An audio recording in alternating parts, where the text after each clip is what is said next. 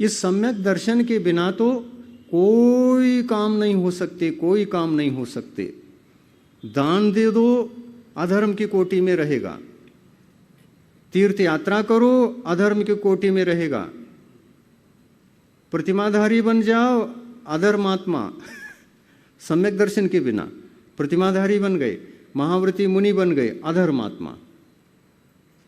वहां पर मंगल कहने के लिए कुछ भी नहीं है, तीनों अमंगल है। सम्यक दर्शन, सम्यक ज्ञान, सम्यक चारित्र की जगह मिथ्या दर्शन, मिथ्या ज्ञान, मिथ्या चारित्र, तीनों अमंगल है।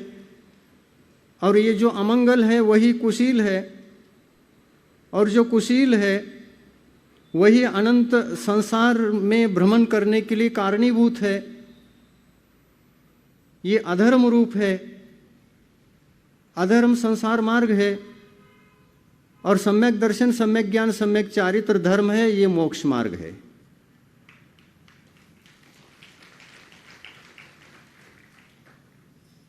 सील धारण करोगे आज के दिन? कौन सा सील धारण करोगे? सम्यक दर्शन। हाथ उठाओ, हाथ उठाओ। सम्यक दर्शन महासील है। इस सील को धारण करने के पश्चात आपके जीवन में आपके कुल देवता अरहंत भगवान रहेंगे, कुल गुरु निर्ग्रंथ गुरु रहेंगे, और उनकी वाणी वही शास्त्र है। उस शास्त्र का स्वाध्याय करते करते अपने सील को मजबूत बनाना, अपने सील को मजबूत बनाना, और इस सील को धारण करके गुणस्थानों में जब आप ऊपर चढ़ेंगे तो गुणस्थान भी सारे के सारे सील की कोटि में ही आते हैं। एक एक गुणस्थान सील का द्योतक है, क्योंकि आत्मा इन गुणस्थानों में प्रवेश करके ऊपर चढ़ता हुआ अपनी स्वभाव की ही उपलब्धि करता है, विभाव की उपलब्धि नहीं करता। अगर ऊपर बढ़ रहा है तो स्वभाव की उपलब्धि होती जा रही है, नीचे आ रहा है तो विभाव की उपलब्धि होती जा रही है। विभाव कुशील है और स्वभाव शील है, और ऐसे शील को, प्राथमिक शील को, सम्यक दर्शन को धारण करने के पश्चात हमारे जीवन में चावल चढ़ाने के लिए और नमस्कार करने के लिए तीन ही बचते हैं। चाहे मंदिर में करो ये क्रिया, चाहे मन में करो या मंदिर में करो या क्षेत्र पर करो, चाहे यहाँ समूह शरण में करो, तीन ही हैं।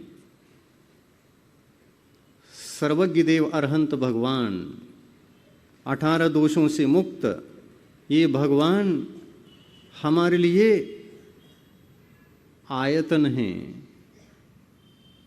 जो आयतन हैं वो हमारे लिए सील हैं। हमारे लिए सील क्यों हैं? उनका सील देख देख करके हम अपने सील को जगाते हैं और सीलवान बनते हैं, इसलिए वो सील हैं। उनकी आराधना करते करते ही हमको सम्यक दर्शन की उत्पत्ति होती है। तो सीलवान को देख करके सील की उत्पत्ति होती कि नहीं होती? सीलवानों को देखने से सील की उपलब्धि होती है। और निर्ग्रंथ गुरु हमारे लिए रत्नत्रयधारी सीलवान हैं। उस गुरु के शरण में हमारे लिए सम्यक दर्शन की उपलब्धि उनके उपदेश से हो जाती है।